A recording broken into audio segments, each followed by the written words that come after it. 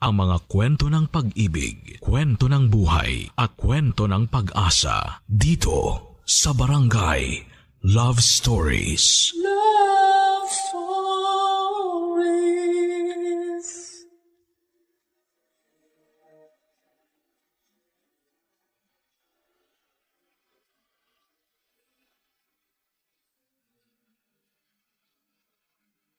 Walang sinuman ang mabubuhay nang hindi kasama ang pamilya. Yun ang sabi ng karamihan. Kaya ang iba sa atin ay sagad kung makapagbigay ng tulong para sa ikagiginhawa ng lahat ng parte nito. Ikaw kabarangay, hanggang saan ang kaya mong isakripisyo para sa pamilya mo?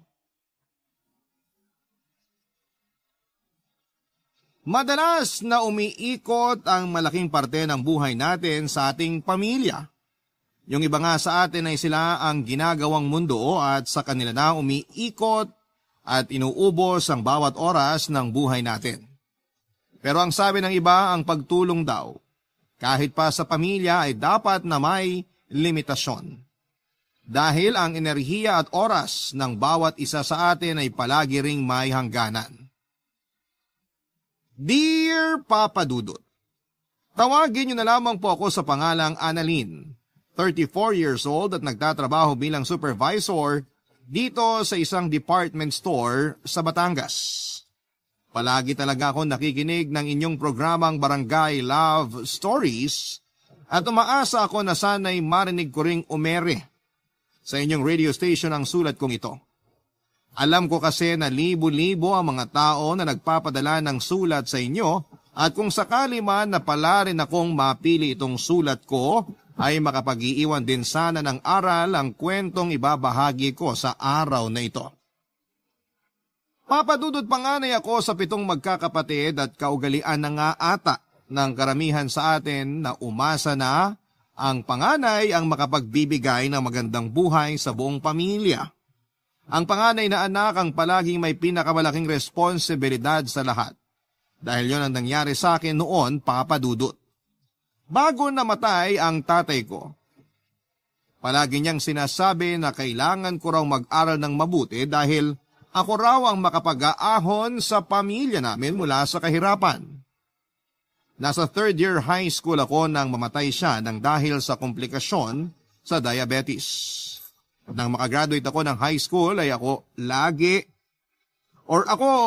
akala ko talaga na hindi na ako makakapag-aral pa ng college. Mabuti na lamang at nakapasa ako sa scholarship sa isang university sa Maynila 1 taon pagkatapos kong huminto sa pag-aaral.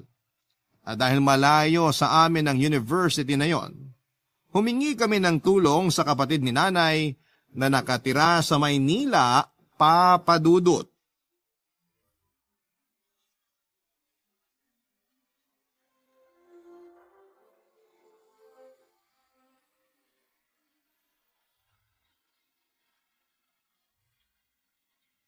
Nay, ang laki po pala ng bahay ni Tita Malu, no? Oo, pinag-ipunan niya talaga na maipagawa ang bahay na to. Wala naman kasi siyang asawa o anak na pwedeng pagkagastusan, kaya binuhos niya na lang sa pagpapaganda ng buhay niya. Ang dami niya nga rin pong appliances dito sa sala. May TV, malaking radyo, aircon, at electric fan pa. Kompleto po talaga lahat. Tsaka nakita niyo po yung refrigerator dun sa may kusina kanina? Ang laki po, Nay. Sigurado po ako na maraming laman na pagkain yun. Kaya nga magpapakabait ka dito, ha? Huwag kang magiging pasaway sa Tita Malu mo. Nakakahiya sa kanya kasi makikitira ka dito sa malaking bahay niya. Huwag po kayong mag-alala. Kasi alam niyo naman po kung gaano ako kasipag pagdating sa mga gawaing bahay. Nandito na ang merienda niyo ni Annalyn, ate. Pasensya na at medyo natagalan ako sa pag-iinit nitong ginataang bilo-bilo sa katuron. Ayos lang, Malu. Hindi ka na nga dapat nag-abala pa kasi aalis din naman ako kagad. Hindi naman pwede yun kasi minsan ka na nga lang pumunta dito sa bahay ko eh. Hinatid ko lang naman kasi talaga si Annalyn dito. Uuwi rin kagad ako sa bahay namin. Kumain ka muna. Kasi niluto ko pa talaga kaninang umaga tong ginataang bilo-bilo para sa merienda natin ngayon. Ikaw din, Annalyn. Kumuha ka na dito ng mangkok mo. Opo, Tita Malu. Salamat po.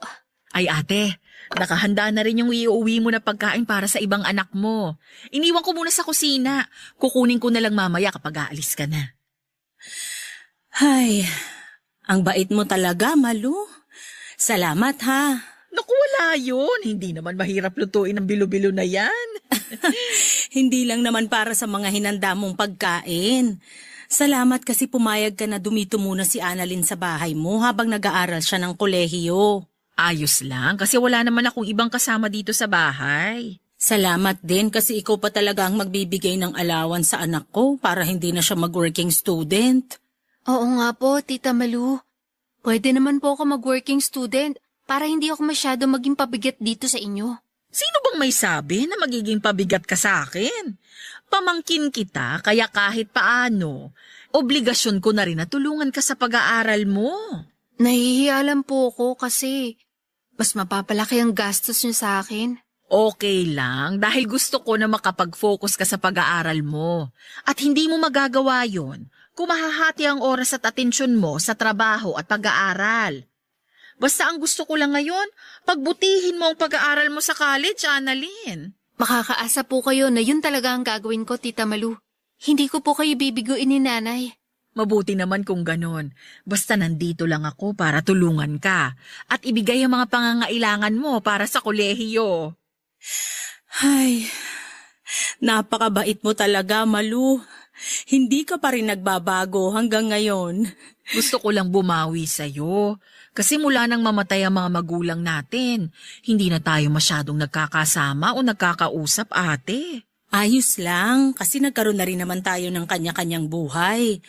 Kaya nga natutuwa ako na kahit sobrang asensado ka na, hindi ka pa rin nakakalimot na tumulong sa akin o sa iba pa nating kapatid. Salamat, Malu. Salamat talaga. Papa Dudut, hindi talaga ako matalino. Pero masipag at matyaga ako mag-aral kaya nakatapos ako na salutatorya noong high school. Ang nasa isipan ko talaga noon ay kailangan kong makagraduate para makahanap ako ng maayos na trabaho. At kapag may maayos na akong trabaho, mapag-aaral ko na ang mga kapatid ko hanggang sa kolehiyo. Alam ko na yon ang magiging simula ng pagkakaroon namin ng magandang buhay, lahat ay magsisimula sa akin. Kaya naman nagsumikap talaga akong mag-aral at makakuha ng scholarship, Papa Dudut.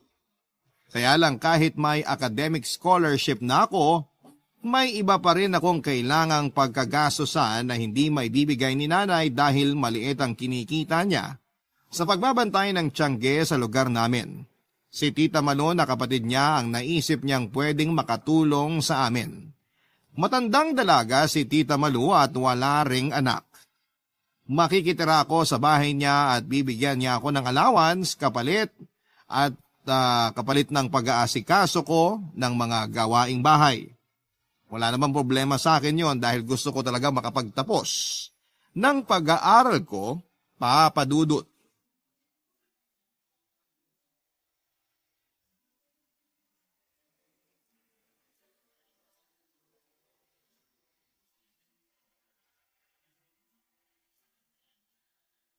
Annalyn!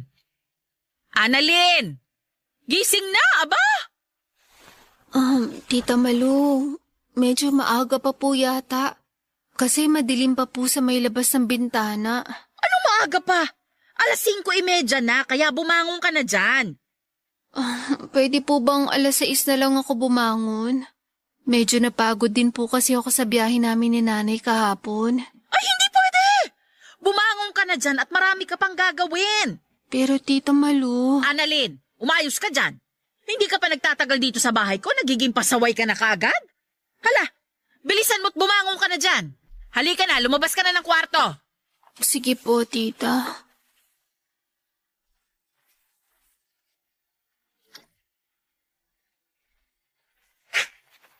May pandesal at palaman na dyan sa lamesa. Ikaw na lang din na magtimpla ng kape mo. Kasi nakapag-init na rin ako ng tubig. Sige po, Tita. Mabilis ang oras dito sa Maynila, ha? Hindi pwede ang babagal-bagal at tatamad-tamad ka. Kung gusto mong umasenso ka sa buhay, sipagan mo sa lahat ng oras. Opo, Tita. Maaga nga pala talaga akong gumigising kahit araw ng Sabado at Linggo.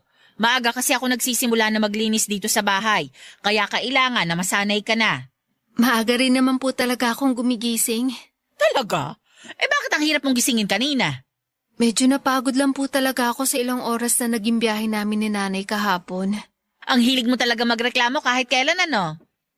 Tita Malu, hindi naman po ako nagrereklamo. Sinabi ko lang po yung dahilan kung bakit hindi agad ako nakabangon kanina. Ang sabihin mo, sinanay ka lang ng nanay mo, natatamad-tamad ka sa bahay nyo. Naku, Annalyn, sinasabi ko na sa'yo na hindi talaga pwede dito sa pamamahay ko ang katamaran mo na yan. Hindi po ko tamad sa kahit na anong gawaing bahay. At ipapakita ko po yun sa inyo. Patunayan mo, hindi yung puro salita ka lang dyan. Tandaan mo, hindi magiging biro ang mga gagastusin ko sa'yo. Kaya ayus-ayusin mo ang pagkilos dito sa bahay ko. Opo, tita. Puro ka opo-opo dyan.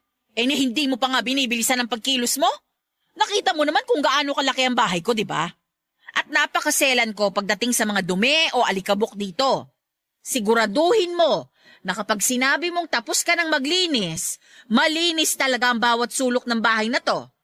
Dahil kapag nakakita ako ng dumi o magulong gamit dito, ilang araw ka talaga mag-uulam ng alikabok dahil sa kapalpakan mo.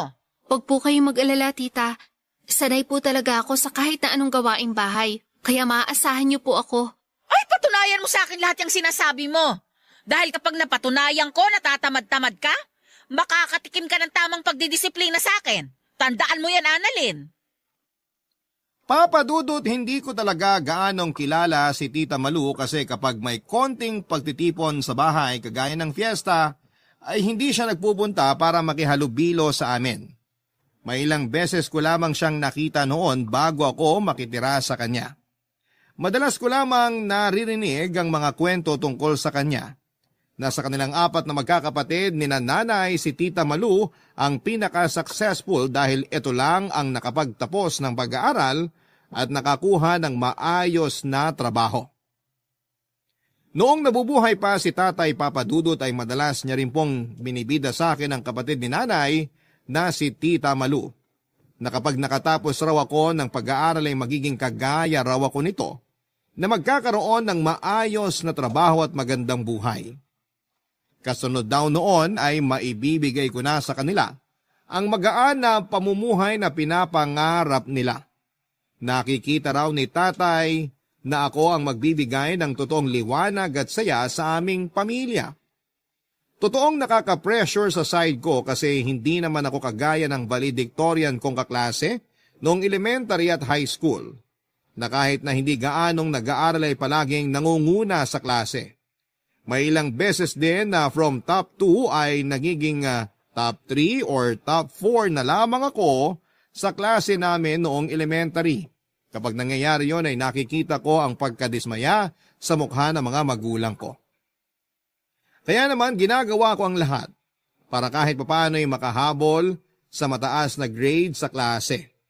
Tinatako sa isipan ko ang palaging bilin ng mga magulang ko na ako ang magiging tulay para maging mas magaan ang buhay namin noon, Papa Dudut. Barangay Love Stories. Barangay Love Stories. Papa Dudut, nang makagraduate ako noon ng high school at sabihin ni nanay na hindi muna ako makapagkolehiyo dahil hindi niya kaya ang gastusin, ang sabi ko ay gagawa ako ng sarili kong paraan para makapagpatuloy ng pag-aaral. Sa mahigit 1 taon na hindi ako nag-aral noon, tumulong ako sa pinsan ko sa pagtitinda ng mga kakanin at sa mga araw na hindi kami nagtitinda ay sumusubok ako na mag-apply sa mga university na nababalitaan ko na nagpapa-exam para sa scholarship. Hanggang sa makapasa na nga ako ng full academic scholarship sa isa sa mga pinag-examan ko sa munisipyo. Pumunta kasi kami doon sa munisipyo ang ilang mga estudyante at staff mula sa university sa Maynila para magpa-exam sa mga gustong magkaroon ng scholarship. At sa awa naman ng Diyos, ay naipasado ko ang exam at umabot ang score ko para makakuha ng full scholarship. Yun talagang kailangan ko, full scholarship. Ang tanong kaagad noon ni nanay nang sabihin ko sa kanyang tungkol sa pagkapasa ko sa scholarship qualifying exam ay paano raw ang magiging ibang gastusin ko, Papa Dudut. Hindi niya raw kakayanin na maibigay yon, lalo na nga at malayo sa lugar namin ang Maynila. Nalungkot talaga ako noon dahil pakiramdam ko ay hindi sinusuportahan ni nanay ang mga pangarap ko. Ang pangarap ko na makapagtapos ng pag-aaral. Hanggang sa isuggest niya sa akin na doon na lamang ako makitira muna kay Tita Malu na noon ay nakausap na rin daw niya. Nagkita raw kasi sila sa lamay ng isang pinsan nila at nasabi niyang tungkol sa pagkapasa ko sa scholarship. Kay Tita Malu raw nang galing ang ideya na makitira ako sa kanila at manilbihan kapalit ng pera na ibibigay niya sa akin at panggastos sa eskwelahan, Papa Dudut.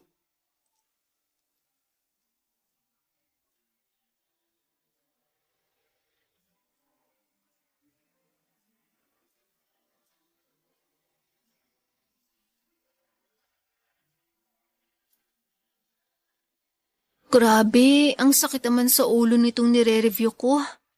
Ay, bakit pa kasi ang hirap palagi ng exam na binibigay sa amin ni Sir? Palagi na lang may mahabang formula at computation.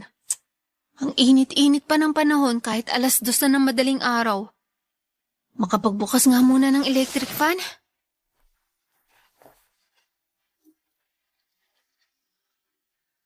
Ayan, grabe. Kahit paano nabawasan ang init dito sa sala. Nakakadagdag kasi ito ng sakit ang ulo ko. Oh, bakit gising ka pa? Tita, nagre-review po kasi ako para sa midterm exam namin mamaya. Madaling araw na! Ngayon mo pa naisipang mag-review? Marami po kasi akong ginagawa kapag umaga bago ako pumasok sa school eh. Pati na rin po kapag kakauwi ko lang dito sa bahay. Inuuna ko po lahat ng gawain dito na kailangang asikasuhin. Eh bakit hindi mo ayusin ang schedule ng mga gawain mo dito sa bahay? Para hindi mo na kailangan gumising na maaga at mag-review. Huwag po kayong mag-alala sa akin. Kasi ayos lang naman po sa akin na madaling araw ako nagre-review. Mas nakakatulong nga po yun na mas matandaan ko yung mga inaaral ko. Okay lang po sa akin na magpuyat para sa pagre-review ko. Sino bang may sabi na yan ang inaalala ko?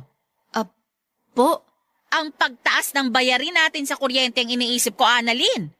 Kasi sa halip na nakakapagtipid tayo, gising ka pa ngayon at gumagamit ng ilaw at electric pan dito sa sala.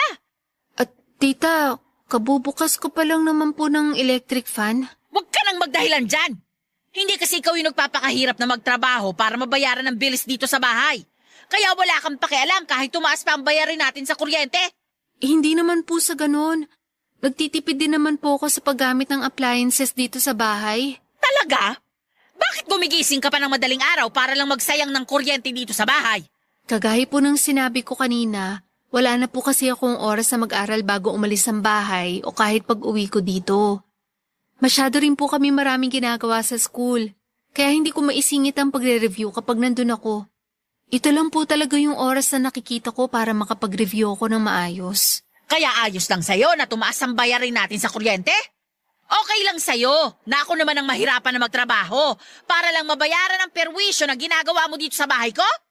Hindi naman po sa ganun. Kasi sa totoo lang... Alam mo, Annalyn, sana makaramdam ka naman ng kahit konting hiya sa akin. Kasi hindi ko pinupulot ang pera na binibigay ko para magamit na allowance mo. Lalo na mga pambayad ng bilis dito sa bahay. Magkusa ka naman sanang magtipid. Hindi yung paulit-ulit ko nalang pinapaalala sa'yo na hindi madali ang buhay. Hindi ka pinanganak na mayaman, kaya hindi ka dapat nagfe-feeling mayaman. Paghirapan mo ang bawat butil ng kanin na kinakain mo, pati na ang bawat paghinga na ginagawa mo dito sa loob ng pamamahay ko.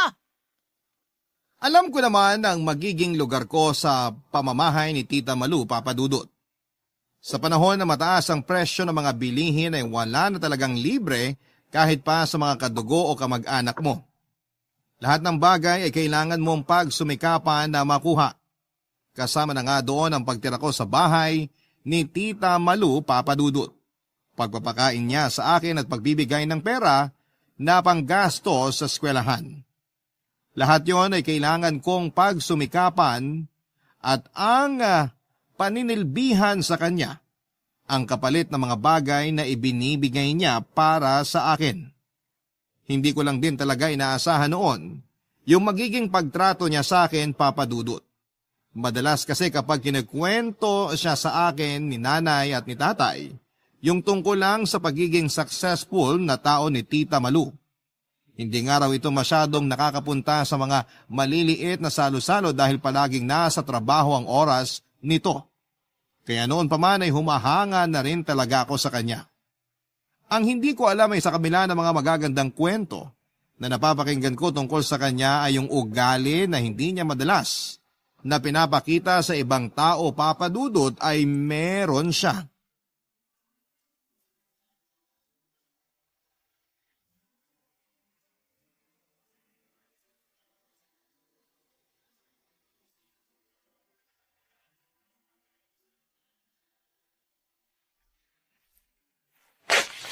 Eto na ang kape mo, ate. Salamat, Malung. Mabuti naman at naisipan mo nang dumalaw dito sa bahay. Pasensya na at ngayon lang din ako nagkaroon ng extra na pera para magamit na pamasahe paluwas ng Maynila. Dapat sinabi mo para pinadalhan kita ng pamasahe mo papunta dito. Ano ka ba? Hindi na kailangan yun at napakarami mo nang naitutulong sa amin ng anak ko. Nahihiya na nga ako sa iyo eh. Ate, walang dahilan para mahiya ka sa akin. Sabi ko naman sa'yo, basta kailangan mo ng tulong, magsabi ka lang palagi sa akin. Nay? Annalyn, anak! Nay, grabe. Namiss ko po kayo. Payakap nga po. Namiss din kita, anak. Miss ka na namin ang mga kapatid mo. Ay, maupo ka muna dito sa sofa at mukhang pagod ka rin sa biyahe mo. Medyo nga po, kasi ang layo ng nilakad ko mula dun sa may kanto. Naku, naglakad ka pala mula dun sa babaan ng jeep? Opo, Tita Malu. Ay bakit hindi ka nalang sumakay ng tricycle? Nagtitipid po kasi ako, tita. Mabuti naman at naisipan mo nang gawin yan. Alam mo kasi, sa totoo lang ate, medyo magastos pala tong si Annalyn. Palagi niyang nauubos ang allowance na binibigay ko sa kanya. Kahit sinusobrahan ko na nga yung binibigay ko, wala pa ring natitira. Kaya madalas ko tuloy siyang masermonan tungkol sa paghawak at paggamit ng pera. Alam ko na hindi ako ang nanay niya, pero hindi ko lang maiwasan na mapagsabihan sa ate. Ayos lang, Malu. Naiintindihan ko kasi para naman din kay Annalyn ang ginagawa mo. Yan din ang palagi kong sinasabi sa kanya. O siya, maiwan ko na muna kayo dyan. Magluluto lang ako ng ulam para sa hapunan natin. Naku, Malu, aalis na rin naman ako mamaya. Huwag ka nang mag-abala pa. Dito ka na maghapunan ate. Bibilisan ko ang pagluluto para maaga tayong makakain. Ikaw na muna mag-asikaso sa nanay mo, Annalyn. Ako nang bahala sa pagluluto sa kusina. Tatawagin ko na lang kayo kapag kakain na tayo, ha? Sige po, Tita Malu. Salamat po. Kamusta ka naman dito, anak? Ayos naman po ako dito, Nay. Sigurado ka? Opo. Para kasing medyo nangangayayat ka. Saka ang lalim ng eye bags mo. Marami po kasing inaasikaso ngayon sa school kaya madalas napuyat din po ako. May gusto ka bang sabihin o ikwento sa akin? Wala naman po. Maayos ba ang trato ni Malu sa'yo dito sa bahay niya? Ayos na ayos lang po ako, Nay. Mabait po siya sa akin tsaka binibigay niya po lahat ng mga kailangan ko sa school. Madalas nga po na sobra talaga yung allowance na binibigay niya sa akin. Kaya maswerte po ako na pinatuloy niya ako dito sa bahay niya. At tinutulungan niya ako pagdating sa ibang gastusin na kailangan para makapag-aral po ako. Papa Dudut, hindi naman ako madalas na sinasaktan ng pisikal o pinagbubuhatan ng kamay ni Tita Malu. Mas madalas pa yung ginagawa niya na pagsigaw sa akin at pagbitaw ng mga masasakit na salita. Pakiramdam ko ay mas masakit pa ang mga salitang yon kesa sa pananakit niya ng pisikal sa akin. Mas nagiiwan yon ng kirot at marka sa akin, lalo na kapag nararamdaman kong isa lamang akong sampid na palamunin sa bahay ni Tita Malu.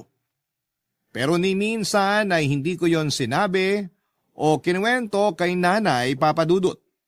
Alam ko kasi na labis siyang mag-aalala sa akin at baka bigla niya na akong pauwiin sa bahay At ni minsan kasi, hindi ako sinaktan o pinagbuhatan ng kamay ni nanay. Hindi man perpektong ilaw ng aming tahanan si nanay ay sapat na ang pag-aalaga at pagmamahal niya para masabi ko na hindi niya hahayaan na masaktan ako ng ibang tao. Kaya ang palagi kong sinasabi sa kanya, sa tuwing magkakausap kami ay ayos lamang ako at mabait naman si Tita Malu. At kailanman ay hindi niya ako dapat na alalahanin, Papa Dudut. Barangay Love Stories. Barangay Love Stories. Papa Dudut, sa kabila ng hindi magandang pinagdaanan ko kay Tita Malu, malaki pa rin ang naging pasasalamat ko sa kanya dahil nakatapos ako ng pag-aaral ko. Oo, hindi naging madali ang lahat pero naging daan naman si Tita Malu para matupad ang mga pangarap ko na maitawid ang kolehiyo. Hindi man gaanong naging maayos ang pagtrato niya sa akin, nagpapasalamat pa rin ako na pinatuloy niya ako sa bahay niya at tinulungan sa mga gastusin ko sa pag-aaral. Papa Dudut, umuwi na rin ako noon sa bahay at kagad ding nakahanap ng maayos na trabaho. Literal na ako ang sumalo ng lahat ng responsibilidad at gastusin sa bahay namin. Pinakamabigat na kasama ang pagbabudget ko sa pag-aaral ko sa kolehiyo or pagpapaaral ko sa kolehiyo sa kapatid kong si Alena na sumunod naman sa akin. Wala kasi siyang kahit na anong scholarship na pwedeng makabawas ng tuition fee niya. Pero ganun pa man ay pilit kong ginapang ang pag-aaral niya, kasabay ng ilang gastusin sa bahay dahil umaasa ako na kapag nairaos ko ang mga gastusin sa pag-aaral ni Alena, matutulungan niya ako sa responsibilidad sa pamilya namin, Papa Dudut.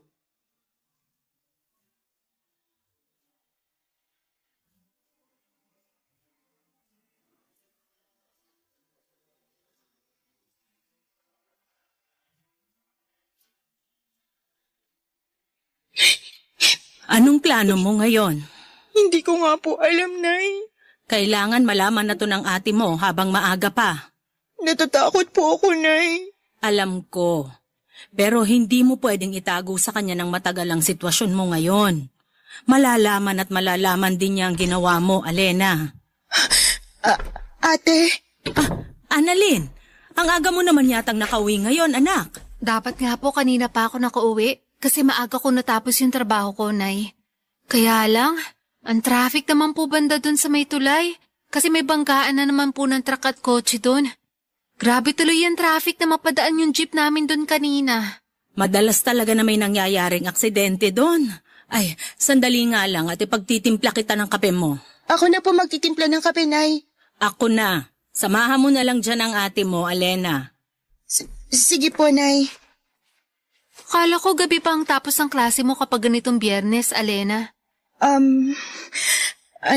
Ate, nag-text sa isang kaklase ko yung professor namin para sabihin na hindi siya makakapasok sa klase namin mamaya. Kaya umuwi na lang din ako ng maaga dito sa bahay. Mabuti naman kung ganun. Anong ibig mong sabihin na mabuti naman, Ate Annalyn? Mabuti naman at naisipang mo umuwi na lang dito sa bahay. Kesa maglakwatsa ka pa sa labas kasama ng ibang kaibigan o kaklase mo. Sa panahon kasi ngayon, mahirap na talaga magtiwala sa mga taong nakapaligid sa'yo. Kasi hindi mo alam kung anong impluwensya ang pwede nilang maibigay sa'yo. Baka mamaya, ikapahamak mo pa yung pagsama-sama mo sa mga kaibigan mo kapag niyaya ka nilang lumabas o tumambay sa kung saan. Oh, eto na ang kape mo, Annalyn. Salamat po, Nay. Bakit pala hindi ka na nagsalita, Alena? Naiintindihan mo naman siguro yung punto ng mga sinabi ko kanina. Oo naman, Ate. Naiintindihan ko lahat. Eto na ang kape mo, Alena. Salamat po, Nay. Mabuti naman kung ganun. Ay, tikman ko nga muna tong kape na tinimpla ni Nanay. Oh, mainit pa yan. Kaya dahan-dahan lang sa pag-inom. Grabe ang pait. Pero ito talaga ang gusto kong kape para nagigising lalo ang diwa ko. Nitong mga nakaraang araw kasi pakiramdam ko, palagi akong pagod sa trabaho. Pero di bale, ilang taon na lang naman makakagraduate ko na rin, Alena. At matutulungan mo na ako sa mga gastusin dito sa bahay. Kaya iwasan mo sana yung mga classmate mo na alam mong hindi magandang impluensya sa'yo, ha? Baka mamaya, maging dahilan pa sila ng pagbubuntis mo nang wala sa oras at... Oh, Alena, ayos ka lang ba? Nako, pasensya na. Kasi, dumulas lang sa kamay ko tong tasa ng kape kaya natapon dito sa lamesa yung laman. Pero, okay lang naman ako. Hindi ako napaso ng kape, ate. Ate Annalyn, aayusin ko lang to. Eto na ang basahan, Alena. Ako na magpupunas dyan sa lamesa. Sige po, Nay. May problema ba? Nay, Alena, napapansin ko na kanina pa kayo nagtititigan na para bang may gusto kayong sabihin sa akin. Ano ba yun? Wala yun, Ate Annalyn. Wala naman kaming dapat na... Alena, sabihin mo na kay Annalyn ang dapat niyang malaman. Alena, ano ba tong sinasabi ni nanay? Ano ba yung dapat mong sabihin sa akin? Kasi, kanina ko pa talaga kayo napapansin. Kaya sigurado ako na may gusto kayong sabihin sa akin eh. Ate Annalyn, buntis ako. Anong sabi mo? Tama ba yung narinig ko? Buntis ka, Alena? Oo, ate. Buntis ako. Sorry. Sorry? Sorry para saan? Kasi sinira mo yung tiwala ko sa'yo? Kasi sinira mo yung mga plano natin para sa bahay na to? Para kay nanay? Sorry kasi sinayang mo lahat ng perang pinagpapaguran ko para lang makapag-aral ka. Ano, Alena? Bakit ganyan ka? Bakit dapat ko walang utang na loob mo naman sa akin? Annalyn, tama na yan. Ano pong tama, nanay? Bakit ako ang sinasaway niyo? Bakit hindi yung kapatid ko? Nandyan na yung bata sa tiyan niya. Hindi na natin mababago na buntis ang kapatid mo. Ay na nga po, Nay. Bakit parang hindi niyo man lang sinubukan na pigilan siya sa kalandian na ginagawa niya? Sabi ng tama na, Annalyn. Huwag mo nang pagsalitaan ng ganyan ang kapatid mo. Ay naman po talaga ang totoo na eh. Wala nang ibang gagawin si Alena kung hindi ang pagbutihin ng pag-aaral niya. Pero lumandi pa siya at nagpabuntis sa kung sino lang lalaki. Samantalang ako nun, wala akong inatupag kundi pag-aaral ko at paninilbihan kay Tita Malu. Sa bagay, hindi niyo rin naman po alam kung anong pasakit ang pinagdaanan ko sa kamay ni Tita. Ha? Sinasaktan ka ba ng Tita Malu mo? Opo, at hindi lang yon. Palagi niya pa ako minumura at sinusumbat sa akin lahat ng mga ginagastos niya para sa akin. Tiniis ko lahat yun. At minsan, hindi ko sinabi sa inyo dahil ayoko mag-alala kayo. Dahil ang nasa isip ko nun, titiisin ko lahat ng hirap at pasakit sa bahay ni Tita Malu para makapagtapos ako ng pag-aaral ko. Para mapag-aaral ko yung mga kapatid ko at dumating ang araw na tutulungan ako ni Alena sa mga responsibilidad dito sa bahay. Pero nagkamali pala ako. Kasi hanggang sa huli, ako pa rin pala ang kailangan na kumayod sa pagtatrabaho para sa inyong lahat. Papa Dudut, alam ko na hindi talaga maganda sa ugali natin ang panunumbat sa lahat ng tulong na nagawa o naibigay natin sa iba, lalo na sa ating pamilya. Pero kasi ng mga oras na yon ay pakiramdam ko ay masyado nang nasagad ang pagtulong na ginagawa ko para sa kanila. Masyado na silang umasa sa akin at sinamantala ang kabaitan ko na pagsalon ng responsibilidad ng buong pamilya. May usapan kasi kami ni Alena na pagbubutihin niya ang pag-aaral niya, na hindi siya magpapaligaw sa kahit na sinong lalaki at mas lalong hindi siya magkakaroon ng boyfriend. Nangako siya na tutulungan niya ako sa pagsalon ng responsibilidad ng aming pamilya. Pangako na hindi naman pala niya kayang tuparin. Papa Dudut, nakita ko ang labis na pagkagulat sa mukha ni nanay nang marinig niya ang kinuwento ko na pang-aapi sa akin ni Tita Malu. Hindi rin niya malaman ang dahilan kung bakit nagbago ang ugali nito dahil mabait naman daw ang kapatid niyang yon. Baka raw nagbago na lamang si Tita Malu dahil sa biglaang paggaan ng kanyang buhay at pagkakaroon ng maraming pera.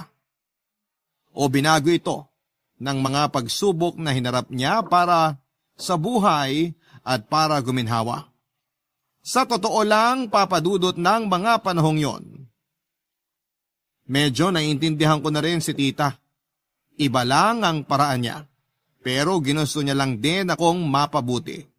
Na pinuwersa niya akong maging malakas at maging palaban sa buhay.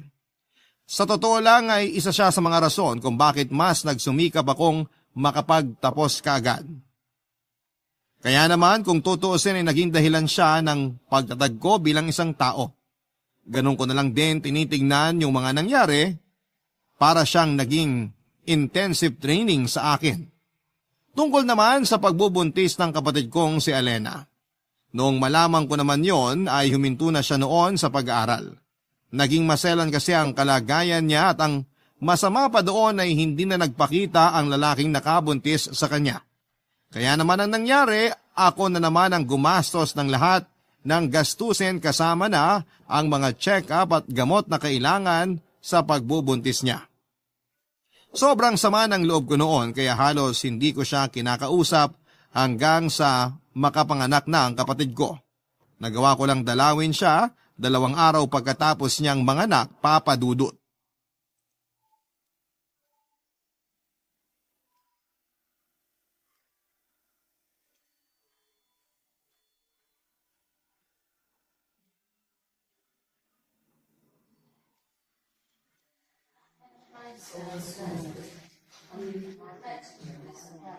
Kamukhang kamukha mo talagang baby mo, Alena. Lalo na kapag ganyan na mahimbing ang tulog niya. Oo nga po, Nay. Mula sa mata, ilong, labi, hanggang sa maputing kutis ni baby. Namana niya sa akin lahat. Mabuti na lang talaga dahil sigurado ko na lalaking maganda ang baby mo. Lalaki siyang maganda at mabuting tao. Ate Annalyn, Kumusta ka na, Alena? ayos naman ate. Pasensya ka na kung ngayon lang ako nakadalaw dito sa ospital. Nag-overtime pa kasi ako sa trabaho ko. Okay lang, naiintindihan ko. Hindi ka ba nahirapan sa panganganak mo? Hindi naman ate. Ang sabi ng doktor, nakakabilib daw ako kasi hindi ako kagaya ng ibang naging pasyente nila na inabot pa ng ilang oras sa pagle-labor. Mabuti naman. Anak, tingnan mo ang baby ni Alena na karga niya. Kamukhang kamukha ng kapatid mo. Oo nga ate, lapit ka pa ng konti dito sa tabi ko para mas makita mo si baby. Hindi ba siya magigising kapag lumapit ako dyan? Hindi, Annalyn. Mahimbing ang tulog ni baby kaya hindi kagad siya magigising. Liga na dito sa tabi ng kapatid mo para makita mo kung gaano kaganda ang pamangkin mo. Sige po. Oo nga. Kopyang-kopya niya ang mukha mo, Alena. Ganyan na ganyan din ang mukha ng kapatid mo nung pinanganak ko siya. Kamukha niya nga po yung mga baby picture ni Alena, Nay. Ang taba ng pisngi. Tapos, namumula pa.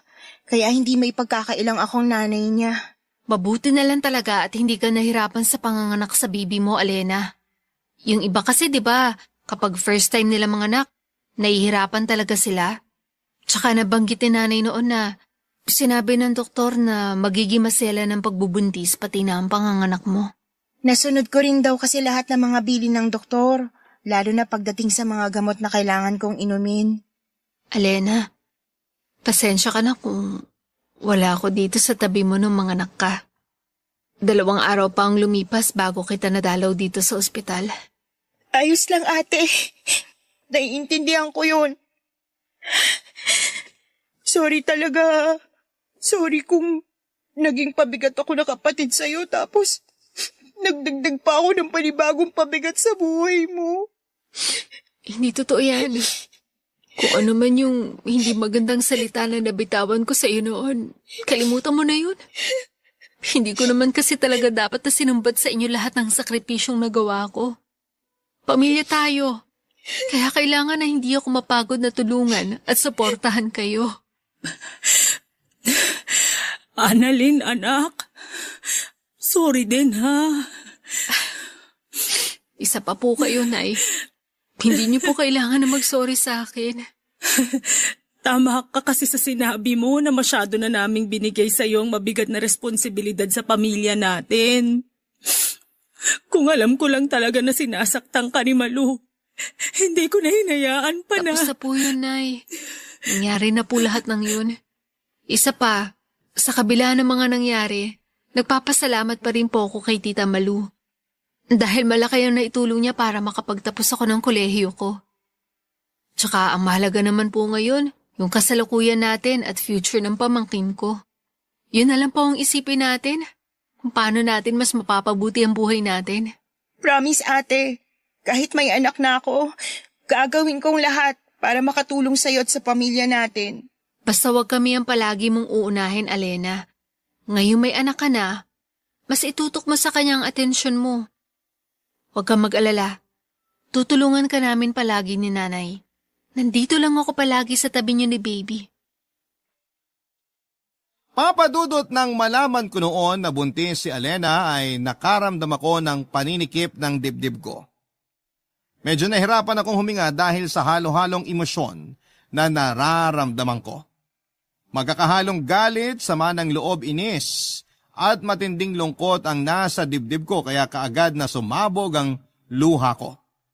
Hindi ko na rin napigilan ang mga salitang nabitawan ko noon kasama na nga ang panunumbat sa lahat ng sakripisyo na nagawa ko para sa pamilya ko. Oo, walang pumilit sa akin na saluhin ang responsibilidad na yon at palagi akong may choice na hindi yon tanggapin.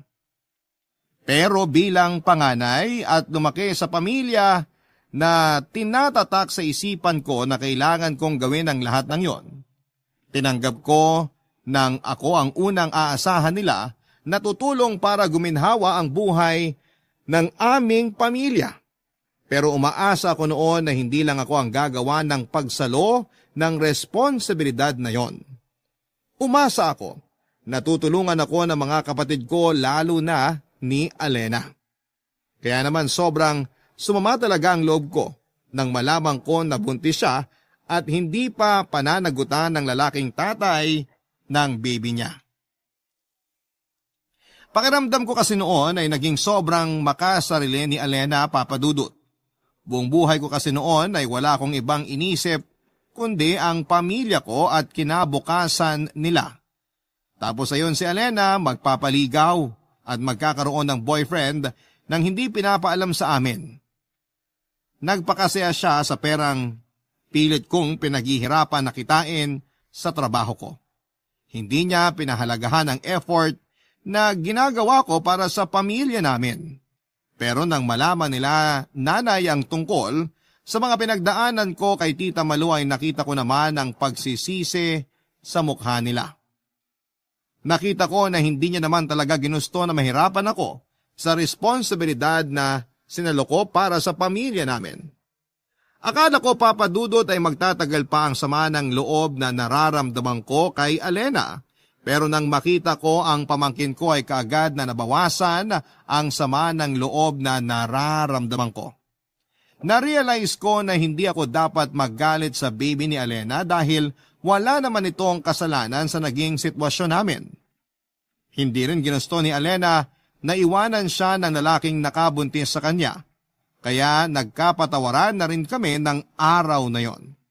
Nang sumunod na taon ay pinagpatuloy ni Alena ang pag-aaral niya at nagawa niyang tapusin ang kolehiyo. Tinulungan niya rin ako na pag-aralin ng iba pa naming mga kapatid nang magkaroon na siya ng trabaho. Nagtulungan kami sa pagpapalaki sa anak niya at mga gastusin sa aming pamilya. Siguro nga, Papadudot, ang aral na maiiwan ko sa araw na ito mula sa sulat kong ito ay pahalagahan natin ang ginagawa ng ating pamilya para sa atin.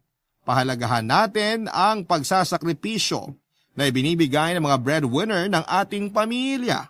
Dahil sa totoo lang, hindi madali ang maging breadwinner. Hindi madaling saluhin ang responsibilidad ng mga magulang, pero walang hindi kakayanin para sa mahal nating pamilya.